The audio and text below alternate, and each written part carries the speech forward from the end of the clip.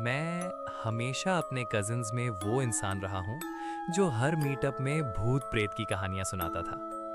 लेकिन अब सब अपनी अपनी जिंदगी में बिजी हो गए हैं और वो लेट नाइट हॉरर सेशंस अब बस याद बनकर रह गए हैं। इसीलिए आज मैं अपना एक रियल एक्सपीरियंस आप सबके साथ शेयर कर रहा हूँ।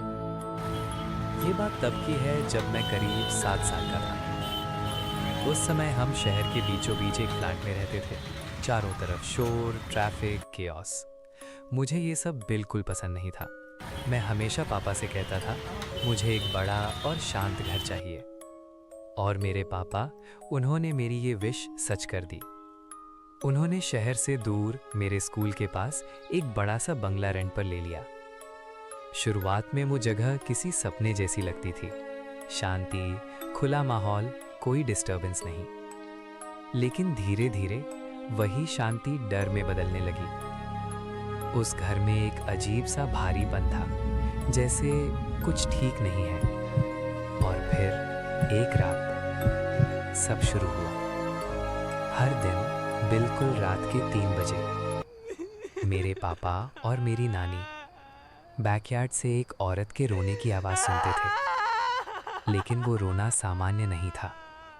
ऐसा लगता था जैसे उसे बहुत बुरी तरह टॉर्चर किया जा रहा हो। सबसे डरावनी बात ये थी कि मैं, मेरी मम्मी और मेरी छोटी बहन, हम में से किसी ने भी वो आवाज़ कभी नहीं सुनी, एक बार भी नहीं। मम्मी ने इसे समझाने की कोशिश की।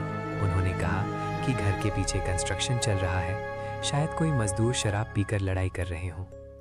लेकिन फिर भी हर दिन ठीक 3 बजे ये बात बिल्कुल भी नॉर्मल नहीं लगती थी। इसके बाद हालात और ख़राब होने लगे। मेरे पापा की तबीयत अचानक बिगड़ने लगी।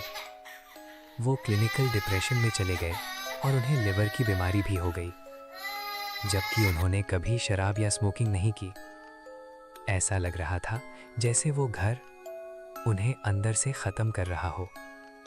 आखिरकार हमने वो घर छोड़ने का फैसला किया और उसी कॉलोनी में एक दूसरे बंगलों में शिफ्ट हो गए। लेकिन सच कहूं, सबसे ज़्यादा डराने वाली बात तब हुई जब हम वहां से चले गए। हमारे बाद उस घर में 2 और फैमिलीज रहने आईं। एक पूरी तरह बर्बाद हो गई, बैंकरप्ट, और दूसरी फैमिली में एक व्यक्ति सीढ़ियों से गिरकर मर गया। फिर उस घर के असली मालिकों के साथ भी बुरा हुआ। मालिक की मौत कैंसर से हो गई और उनकी पत्नी अब एक गंभीर किडनी डिजीज से जूझ रही हैं। मैं भगवान से प्रार्थना करता हूं कि उन्हें ताकत मिले। शायद ये सब सिर्फ कोइंसिडेंस हो, या फिर कुछ जगहों पर ऐसी चीज़ें होती हैं जिन्हें हम समझ नहीं पाते और कभी-कभी उन्हें छेड़ना ही नहीं चाहिए। तो दोस्तों, कैसी लगी आपको ये कहानी? आई होप आपको पसंद आई होगी। अगर पसंद आई हो तो चैनल को सब्सक्राइब जरूर कर देना। इससे मुझे मोटिवेशन मिलता है और मैं ऐसी ही और हॉरर स्टोरीज लाता रहूंगा। और हाँ, अगर स्टोरी अच्छी लगी हो तो कमेंट जरूर करना। ऐसी ही मजेदार हॉरर कहानियों के लिए हॉरर जंक्शन को सब्सक्राइब करो। Stay ghostly.